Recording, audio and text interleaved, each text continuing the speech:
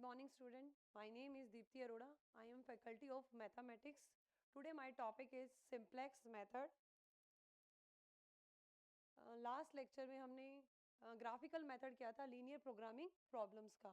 आज हम simplex method पढ़ेंगे. सिंप्लेक्स मेथड का यूज़ कहाँ होता है और ग्राफिकल मेथड हम कब यूज़ करते हैं.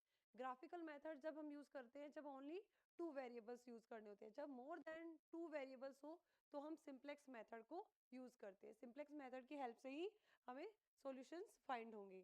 सिंप्लेक्स मेथड यूज़ क्यों करते हैं? फर्स्ट ऑफ ऑल इसका यूज़ सबसे पहले जो हमारी कंपनीज है, इंडस्ट्रीज है, उसमें काम में आता है. इसका पर्पस क्या होता है? इसका पर्पस ये होता है हमें मैक्सिमम प्रॉफिट देना और मिनिमम कॉस्ट पर देना. ये हमारा मेन पर्पस होता है सिंप्लेक्स मेथड का. तो हमारे लर्निंग ऑब्जेक्टिव क्या है आज की क्लास का?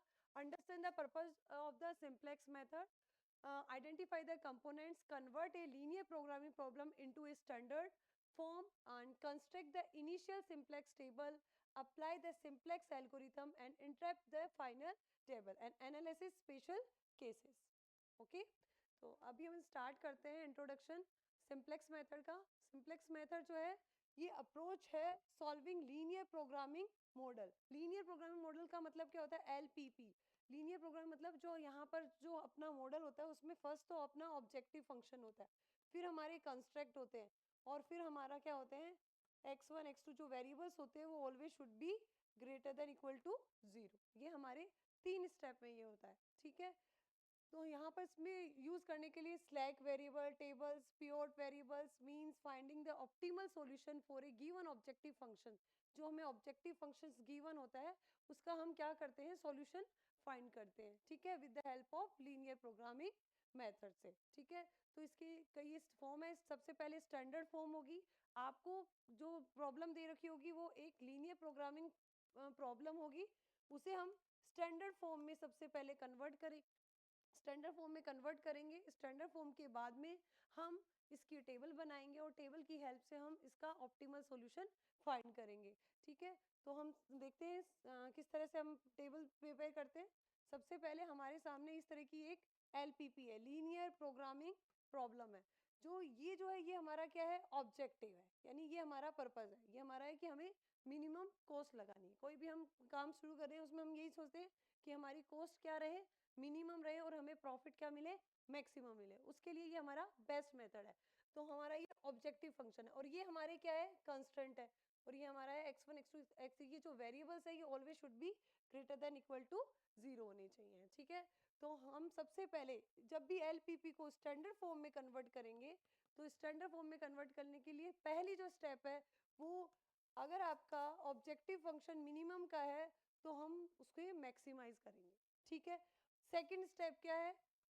सेकंड स्टेप में आप जो आपके राइट साइड वाले ये जो है ये हमेशा क्या होनी चाहिए? Always should B positive.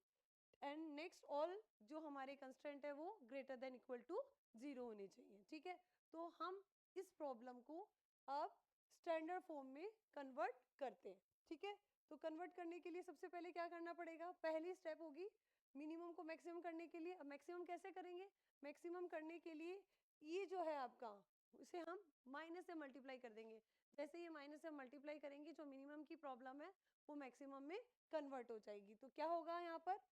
8x1 z equal to क्या बन जाएगा? 8x1 plus 10x2 plus 7x3. Okay, और सेकंड स्टेप क्या बताई थी आपको कि ये जो आपके राइट साइड वाले हैं ये ऑलवेज पॉजिटिव होने चाहिए. नहीं है तो क्या करेंगे? नहीं है तो हम पॉजिटिव बनाएंगे. कैसे बनाएंगे? इस इक्वेशन को, इस साइड वाले जो पार्ट, इसको हम पूरे को माइनस से मल्टीप्लाई कर देंगे. जैसे माइनस से मल्टीप्लाई करेंगे आपकी इनइक्वालिटी चेंज हो जाएगी. माइनस से आपके less than greater than equal to से लेस देन इक्वल टू हो जाएगी. तो हम किस तरह से इसके करेंगे? हमारे जो सब्जेक्ट टू कंस्टेंट क्या रहेंगे? x1 plus 3x2 plus 2x3 is less than equal to 10. ये तो सही है फर्स्ट वाला. तो सेकंड वाले में ये नेगेटिव है तो नेगेटिव को हमें क्या करना है? पॉजिटिव बनाना है. पॉजिटिव बनाने के लिए माइनस से मल्टीप्लाई करेंगे. माइनस से जैसे मल्टीप्लाई करेंगे x1 plus 5x2 plus x3 is less than equal to 8.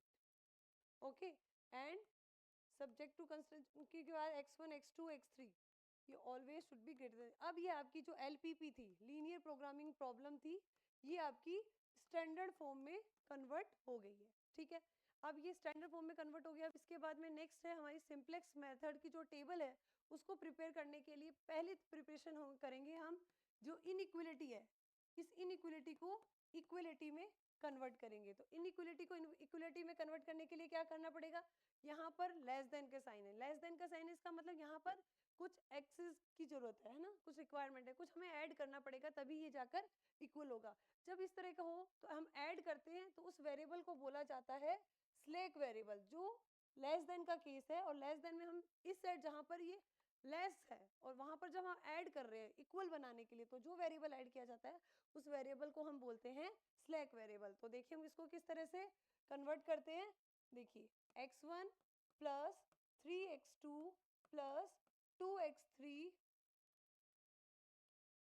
Plus s1 is equal to 10। Okay, and next step में क्या करेंगे, x1 plus 5x2 plus x3। अब यहाँ पर ऑलरेडी एक वेरिएबल यूज हो चुका है, तो अब अपन दूसरा वेरिएबल यूज करेंगे। दूसरा वेरिएबल देखिए किस तरह से यूज करते हैं अपन, plus s2 is equal to 8। Okay, तो इस तरह से हमने इनइक्वलिटी से इक्वलिटी में कन्वर्ट कर लिया। अब ये हमने जो वेरिएबल ऐड किए हैं तो वो हमारे ऑब्जेक्टिव फंक्शन में भी तो इफेक्ट करेंगे। तो हमारे ऑब्जेक्टिव फंक्शन में हम इनकी कॉस्ट क्या लिखते हैं, maximum of Z is equal to 8x1 plus 10x2 plus 7x3 plus इनकी कॉस्ट हम क्या लेंगे, 0 s1 प्लस 0 s2। ठीक है, तो ये हमारी ऑब्जेक्टिव फंक्शन की इस तरह रहेगा। और ये हमारे, अब हमने क्या कर लिया, सिंपलेक्स मेथड की जो टेबल तैयार करने के लिए हमने क्या कर लिया है, प्रिपरेशंस कर लिया। अब हम तैयार करेंगे टेबल। तो देखिए टेबल किस तरह से बनेगी। टेबल के लिए देखिए इस तरह से टेबल प्रिपेयर करेंगे। अब ये टेबल कहाँ से आई है, ये टेबल जो हमारा ऑब्जेक्टिव हमने यहाँ जो तैयार किया है इसी से हमने आई। ये जो है इसी को ही, ये जो है इसी को ही अब हम टेबल फॉर्म में लिखेंगे। इनकी जो कॉस्ट है इसको बोलते हैं ऑब्जेक्टिव फंक्शन, है ना। तो ऑब्जेक्टिव फंक्शन की कॉस्ट को हम लिखते हैं सीजे। ठीक है, तो यहाँ देखिए ये देखो ये है सीजे। सीजे ऑब्जेक्टिव फंक्शन के ओनली कोफिशिएंट लिखेंगे यहाँ पर, है ना। 8 10 7 s1 की कॉस्ट 0 थी, s2 की, ठीक है। और हमने जो दो इक्वेशंस लिखी थी उनके ओनली कोफिशिएंट लिखे जाएंगे। देखिए उनके कोफिशिएंट्स कैसे लिखे जाएंगे, देखिए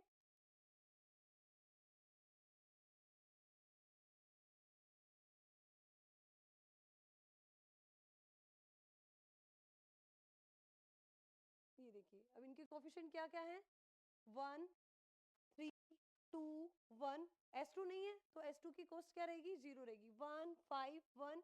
s1 नहीं है तो s1 की कॉस्ट क्या रहेगी, s1 के कोफिशिएंट क्या रहेगा, 0। s2 1।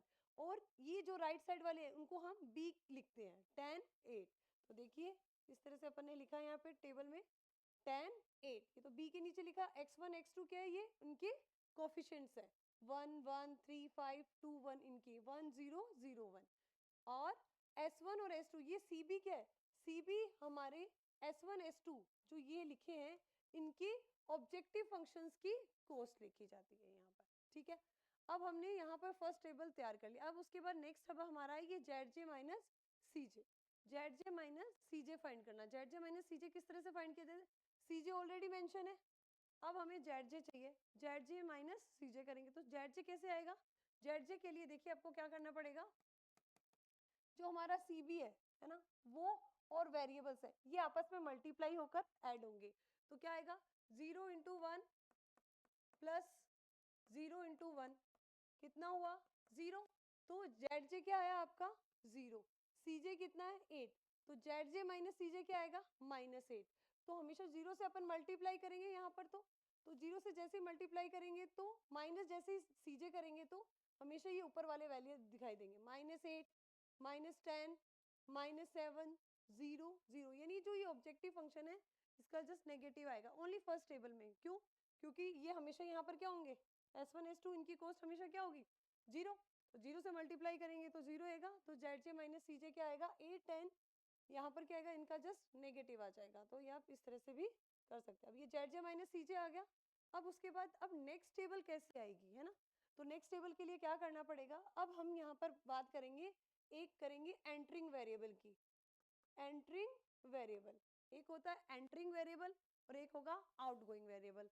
एक अंदर आएगा तभी तो एक दूसरा बाहर जाएगा, क्योंकि हमारा जो रूम है उसमें 2 ही पर्सन अलाउ हैं, S1 और S2। अब दो में से अगर एक अंदर गया तो एक बाहर जाएगा, तो बाहर कौन जाएगा और अंदर कौन आएगा ये कैसे पता चलेगा हमें? इसके लिए हम सबसे पहले जो ZJ माइनस CJ, इनमें हम देखते हैं मोस्ट नेगेटिव कौन है। इनमें सबसे मोस्ट नेगेटिव कौन है? -10। तो जो मोस्ट नेगेटिव होती है उसकी होती है एंट्री। अब मोस्ट नेगेटिव -10 है, -10 थोड़ी एंटर होगा, ये वेरिएबल एंटर होगा x2, यानी एंट्री होगी x2 की। अब अंदर तो गया x2, पर अब इन दोनों में से बाहर कौन आने वाला है ये कैसे पता चलेगा? तो ये पता चलता है हमें मिनिमम रेशियो से। मिनिमम रेशियो कैसे निकालते हैं अपन? मिनिमम रेशियो देखिए कैसे निकालेंगे अपन। जो एंटरिंग वेरिएबल है उसकी कॉस्ट को हम डिवाइड करते हैं b से। देखिए कैसे करेंगे, देखो 10/3, 10 और ये जो एंटरिंग वेरिएबल है वो डिवाइड होता है 10/3। नेक्स्ट है आपका 8/5। अब इन दोनों में कौन मिनिमम है? कौन मिनिमम है? ऑब्वियस है 8/5 मिनिमम है। तो इसका मतलब ये तो इन हुआ और S2 बाहर हुआ, तो ये जो इनका इंटरसेक्शन पॉइंट है इसको बोलते हैं हम की एलिमेंट। यानी ये हमारा हो गया 5 हमारा है की एलिमेंट, 5 है हमारा की एलिमेंट। और इनकमिंग वेरिएबल और आउटगोइंग वेरिएबल्स, इनकमिंग कौन हुआ और आउटगोइंग कौन हुआ? इनकमिंग, बताइए इनकमिंग वेरिएबल कौन है हमारा? इन किया हमारे x2 ने और आउट किया S2 ने। S2 जैसे ही बाहर जाएगा, S2 तो हुआ बाहर, इन हुआ x2। तो देखिए यहाँ पर देखो, जहां पर S2 है S2 के प्लेस पर अब कौन आ गया? x2 आ गया। ठीक है, इस तरह से। और जो इन दोनों का इंटरसेक्शन पॉइंट होता है इसे हम क्या बोलते हैं? की एलिमेंट। ठीक है, अब नेक्स्ट रो तैयार करेंगे। ये नेक्स्ट रो जो तैयार होगी वो बिल्कुल इसी की एलिमेंट की हेल्प से तैयार होगी। ठीक है, तो हम की एलिमेंट के लिए क्या करना पड़ेगा? सबसे पहले ये जो x2 लिखेंगे और की एलिमेंट है ना ये पूरी रो से डिवाइड होगा। जैसे ही पूरी रो से डिवाइड होगा तो क्या आएगा? 8/5, 1/5, 5 से डिवाइड हो रहा है तो 1, 1/5, 0 एंड 1/5। ठीक है, तो ये हमारी कौन सी रो तैयार हो गई है? x2 वाली, ये रो तैयार कर दी। पर अभी इससे ऊपर वाली रो हम कैसे तैयार करेंगे? इसके लिए हमें क्या करना पड़ेगा? इसका प्रोसेस है, प्रोसेस ये है ओल्ड माइनस की एलिमेंट वाली रो, की एलिमेंट रो। और की एलिमेंट रो में क्या होता है? ये 1 है, हमेशा ये 1 होगा, आपका की एलिमेंट हमेशा 1 होगा क्योंकि वो डिवाइड हो रहा है पूरी रो से। जब वो डिवाइड होगा तो 1 है, तो हमेशा इसके ऊपर वाला है जो जस्ट ऊपर या नीचे जितने भी वेरिएबल है उन सबको हमें क्या करना होता है? 0 बनाना होता है। जब इसको हमें जस्ट 0 बनाना है तो अब आप बताइए, जब इसको 0 बनाना है तो हमें क्या करना पड़ेगा? ये कौन से नंबर की रो है आपकी? ये रो है, फर्स्ट रो है ना। तो इसकी फर्स्ट रो को बनाने के लिए क्या करना पड़ेगा हमें? इसकी फर्स्ट रो माइनस की एलिमेंट वाली रो से मल्टीप्लाई करना पड़ेगा। तो ओल्ड रो माइनस की एलिमेंट वाली रो, की एलिमेंट वाली रो कितनी है ये? इसको किससे मल्टीप्लाई करूं कि 0 मिल जाए मुझे? 3। तो मैं इसको 3 से मल्टीप्लाई करूंगी तो ओल्ड रो यानी 10, 10 ये लिखा मैंने 10 माइनस, अब मैं क्या करूंगी? 8/5 करूंगी। ठीक है, क्या आया? कितना हुआ? 50 माइनस कितना हो गया ये? 50 माइनस 8। तो जैसे 50 माइनस 8 करेंगे यहाँ क्या आएगा? 26/5। ठीक है, 8/5, 10 माइनस 8/5। ठीक है, फिर नेक्स्ट इसी तरह से अपन करेंगे, इसी तरह से डिवाइड किया। अब अपन ने नेक्स्ट क्या करेंगे? 1, 1 आपकी क्या है? ओल्ड रो आपकी 1 है। ठीक है,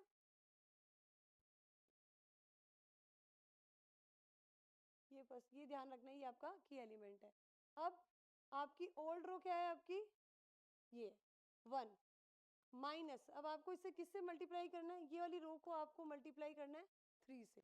तो ये कितना बना? 3/5। तो 1 माइनस 3/5 कितना हुआ? 5 माइनस 3, 2/5। इसी तरह से इसको किससे मल्टीप्लाई किया? 3 से। 3 माइनस 3, 0। इसको किससे मल्टीप्लाई किया? 3/5। 2 माइनस 3/5 कितना हुआ, 5 टू 10, कितना आया 7/5, इसको किया 0, 1 माइनस 0 1, ठीक है। इस तरह से हमारी ये अपनी सेकेंड टेबल तैयार होगी, ठीक है। अब ये सेकेंड टेबल तैयार होगी। अब उसके बाद में क्या करेंगे, जेड जे माइनस सी जे निकालेंगे। जेड जे माइनस सी जे निकालने के लिए वही प्रोसेस करना पड़ेगा, क्या 0 इंटू x1, इसको मल्टीप्लाई किया -10 इंटू 1/5, कितना आया -2, 0 इंटू 2/5, 0 -10 इंटू 1/5 कितना हुआ -2, ये आपका आया जेड जे। सी जे कितना है अपना, सी जे अपना 8, -2 -8, ठीक है। जेड जे माइनस सी जे करेंगे तो क्या आएगा आप बताइए, ये क्या रहा है आपका -6। फिर उसके बाद इसी तरह से अपन करेंगे 0 इंटू 0 0 -10 इंटू 1, कितना आया -10 इंटू 1 -10, और इधर करेंगे तो जेड जे माइनस सी जे करेंगे तो क्या आ जाएगा -10 और 10 प्लस 10 0। इस तरह से हमारी ये जेड जे माइनस सी जे की टेबल तैयार हो जाएगी। अब इस जेड जे माइनस सी जे की टेबल में फिर से देखेंगे, फिर से हम देखेंगे, और कब तक देखेंगे ना, कब तक देखना होता है हमें, जब तक कि यहाँ से हमारा वेरिएबल नहीं आ जाता है ना, जब तक कि हमें यहाँ पर जेड जे माइनस जे की हमें वैल्यू, ये कब तक करते रहते हैं, ये टेबल कब तक करेंगे, जब तक कि Z J minus C J all Z J minus C J is greater than equal to 0। ये सारे अगर जब पॉजिटिव आ जाएंगे वहीं पर हम समझ जाएंगे कि हमारा सॉल्यूशन ऑप्टिमम सॉल्यूशन मिल गया हमें, ठीक है। तो नेक्स्ट अभी फिर करेंगे, क्योंकि ये -6 है, ये 0 -5 0 और 2 है, ये all Z J minus C J greater than equal to 0 होना चाहिए। फिर देखते हैं अपन जेड जे माइनस सी जे। अब ये देखो इसमें मोस्ट नेगेटिव कौन सा है -6, इसका मतलब एंट्री किसकी होगी x1 की। अब एंट्री तो पता चल गया x1 की होगी है ना, नेक्स्ट टेबल में एंट्री होगी x1 की, पर बाहर कौन सा जाएगा, इसके लिए हमें पता चलता है मिनिमम रेशियो से। मिनिमम रेशियो कैसे निकालेंगे अपन, ये जो एंट्रिंग वेरिएबल है ये आपके बी वाली कोस्ट से डिवाइड होता है, तो देखो 26/5 divide by 2/5, okay. And next देखिए 8/5 डिवाइड बाय 1/5, तो कितना आया, ये तो हो गया 13 और ये हो गया 8। मिनिमम रेशियो क्या आएगा, ये मिनिमम रेशियो ये, तो ये हुआ इन, ये हुआ आउट, तो ये जो ट्रांजैक्शन पॉइंट है, जो इंटरसेक्शन पॉइंट है, इस पे हमें मिलता है की एलिमेंट। ये जो होता है ये हमारा, यानी इस टेबल के लिए की एलिमेंट क्या बन गया 1/5। अब 1/5 की एलिमेंट है, जो नेक्स्ट टेबल में जाएंगे तो एंट्री जिसकी हुई है, किसकी x1 की एंट्री हुई है, और आउट कौन हुआ है x2, तो x2 के प्लेस पर हम x1 वेरिएबल लिखेंगे, और इनकमिंग वेरिएबल के, अब उसके बाद क्या करेंगे, जो की एलिमेंट है, ये की एलिमेंट वाली रो पूरी डिवाइड होगी की एलिमेंट से, तो जैसे हम इसको डिवाइड करेंगे 1/5 को इस पूरी रो से, तो क्या आएगा 8/5 डिवाइडेड बाई 1/5 8, 1 5 1 0 एंड 1, ओके। तो इस तरह से हमारी ये क्या तैयार होगी, हमारी की एलिमेंट वाली रो तैयार होगी। बट अभी हमारी ये वाली टेबल तैयार नहीं हुई, इस ये वाली रो तैयार नहीं हुई। इस रो को तैयार करने के लिए क्या करेंगे, फिर से वही प्रोसेस, आपकी ओल्ड रो, हमेशा याद रखिएगा ओल्ड रो, ओल्ड रो या ओल्ड टेबल जो आपकी है ओल्ड टेबल, ठीक है, उसमें से हम अपने जो रो है वो लेंगे, माइनस ओल्ड रो माइनस आपकी की एलिमेंट वाली जो रो है, की एलिमेंट वाली रो यानी जो ये थी, जो हाँ यहाँ से बनी थी, उसको हम मल्टीप्लाई करेंगे। किससे मल्टीप्लाई करें कि हमें 0 मिले, अब आप बताओ, ये तो 1 बन गया, अब इसको 0 बनाना है, तो इसको 0 बनाने के लिए क्या करना पड़ेगा, इसको पूरी इक्वेशन को हम 2/5 से मल्टीप्लाई करेंगे, तभी तो ये 0 बनेगा। तो पूरी इक्वेशन को हम 2/5 से मल्टीप्लाई करते हुए, और ओल्ड रो में से 2/5 से मल्टीप्लाई करते हुए हम ये रो तैयार करेंगे। तो देखिए 26/5 माइनस, नेक्स्ट देखिए इसको किससे मल्टीप्लाई किया, 8 2 जा 16/5, कितना हुआ 10/5, कितना हुआ 2, ये लो 2 आ गया, ठीक है। फिर उसके बाद में नेक्स्ट नेक्स्ट देखेंगे अपन इसी तरह से, इस पूरी रो को किससे मल्टीप्लाई करें 2/5 से, 2/5 माइनस 2/5। बस आपको ये ध्यान में रखना है कि जो हमारी की एलिमेंट वाली रो है ये मल्टीप्लाई होगी पूरी 2/5 से, और जो रो हमें नहीं बनानी है वो ओल्ड रो में से सब्ट्रैक्ट कर देंगे हम, ठीक है। 2/5 माइनस 2/5 0 0। अब 0 और ये क्या है, किससे मल्टीप्लाई हुआ है आपका 2/5 से, तो कितना हुआ 2 यानी -2। इसी तरह से ये 2/5 से मल्टीप्लाई 7/5 और ये 2/5, तो 7/5 माइनस 2/5 5/5 यानी 1, ये 1 और ये इसी तरह से आया 1। तो इस तरह से हमारी सेकंड नेक्स्ट टेबल भी तैयार हो गई है। अब आता है last turn Z minus C जे फाइंड करने का। जेड माइनस सी जे आपको बताया था कैसे करना है। देखिए जो हमारी कोस्ट है इससे मल्टीप्लाई होगी, 0 इंटू 0 0 -8 इंटू 1 कितना आया -8। ये हमारा क्या है जेड और सी जे क्या है हमारा 8, ठीक है। तो अब हम करेंगे जेड माइनस सी जे करते हैं तो क्या आएगा 0। इस तरह से 0 इंटू -2 0 5 -8 कितना हुआ, ठीक है। 5 8 जा -40 -10 करेंगे तो इस तरह आएगा 30 1 0 8। इस तरह से हमारी ये सारी all Z J minus C जे हमारे क्या मिल गए, ग्रेटर देन इक्वल टू 0 हो गए। All Z J minus C J greater than equal to 0 हो गए। इसका मतलब यहाँ पर हमें अपना सॉल्यूशन क्या मिल गया है, ऑप्टिमल सॉल्यूशन मिल गया, ठीक है। जो हमारे कंस्ट्रेंट थे वो हमें यहीं पर हमें सॉल्यूशन क्या देंगे, मैक्सिमम देंगे। तो मैक्सिमम देने के लिए इसका मतलब ये वैल्यू क्या आ रही है, यहाँ पर जो ये वैल्यू है ये वैल्यू है। तो S1 तो हमारा क्या था, स्लैक वेरिएबल था, और x1 की जो हमारे क्वेश्चन में स्टार्टिंग में क्या था, x1 की कॉस्ट तो आई 8। इसका मतलब जो हमारा सॉल्यूशन बना x1 वो तो 8 है, और जो नहीं है इसका मतलब x2 नहीं है ना अपने लास्ट सॉल्यूशन में, नहीं है x2, तो इसका मतलब वो क्या है, ऑब्वियस है वो 0 है। x1 और x2 जो दो वेरिएबल है उनकी वैल्यू आ गई है। x1 की वैल्यू है 8 और x2 की है 0। तो और फिर उसके बाद में हमारा जो मैक्सिमम सॉल्यूशन है वो हम x1 x2 की वैल्यू इसमें रखेंगे और हमें मैक्सिमम या ऑप्टिमल सॉल्यूशन मिल जाएगा। एक बार ये इस तरह से मैंने पूरा लिख रखा है जो मैंने यहाँ पर सॉल्व किया है, ये सारी प्रोसेस को इस तरह से कि मैंने किस तरह से मल्टीप्लाई किस टर्म को किया है।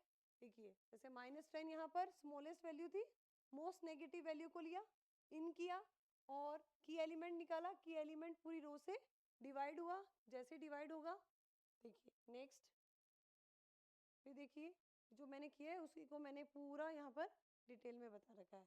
तो ये आपने अपने पास क्या आया, ये 8/5 ये 1 आया, ठीक है। तो अपन ने ये पूरी टेबल एक में बनाने का पर्पज ये है कि अगर हम इधर से उधर जाते हैं तो हमारे मिस्टेक होने के चांस ज़्यादा रखते हैं। एग्जाम में भी आप ऐसे कीजिएगा कि आपका जो क्वेश्चन है वो एक ही पेज पे हो, ऐसे नहीं हो कि आधा इधर हो रहा है आधा इधर है। सिंप्लेक्स मेथड है, इसमें गलतियां होने के चांस ज़्यादा रहते हैं क्योंकि कैलकुलेशन बेस्ड है।